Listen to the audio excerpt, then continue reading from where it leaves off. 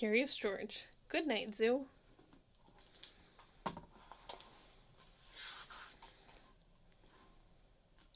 There was a new baby panda just born at the zoo. George had been watching the zoo's panda camp all day. That panda was so cute. You know, the zoo's right down the block, the man with the yellow hat told George. You can go see the panda for your...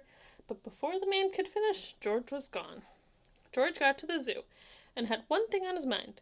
Baby panda, baby panda. But there were so many different paths at the zoo. How would he ever find the baby panda? Then George saw a nice big map of the zoo. The baby panda's home was right in the middle of the zoo. The map helped him figure out which way to go. Seeing the baby panda in person was much better than watching it on a screen. George could look at the panda for hours, and he did.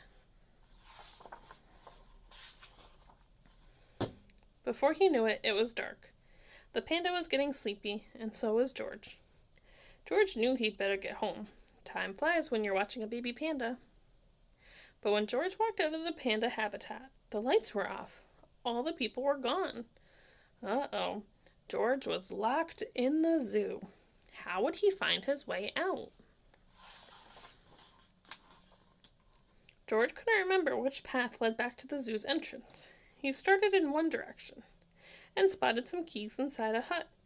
Keys open doors, and doors let you out. All George had to do now was find the right door to get out of the zoo. But there were lots of doors at the zoo.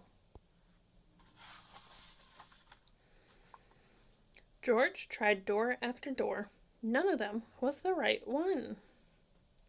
Soon, he was back where he started, by the baby panda. And so were the rest of the animals.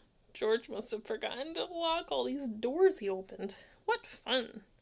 George thought that this was what all zoos should be like. That is, until he realized that all the animals were waking the baby panda. George knew what to do. He had to put all the animals back. He went as quickly as he could.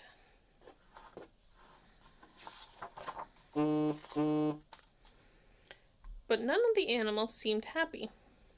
Maybe meerkats didn't live on the ice, and those giraffes were awfully tall for that small cave.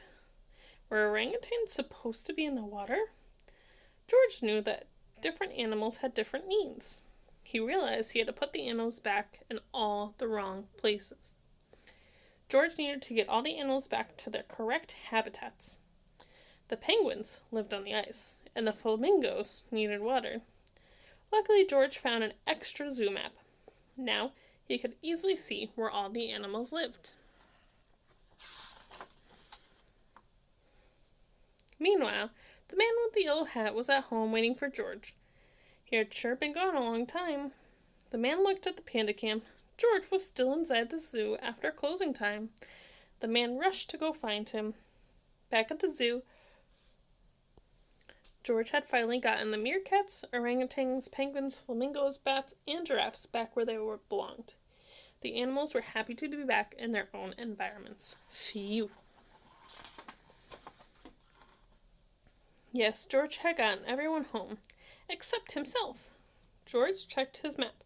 Luckily, he was very close to the zoo's entrance. And even better, the man with the yellow hat was there waiting for him. George climbed over the wall and jumped into the man's arms. Did you like the baby panda? The man with the yellow hat asked. George sure did. He took the man's hand as they walked home together. George was exactly where he belonged.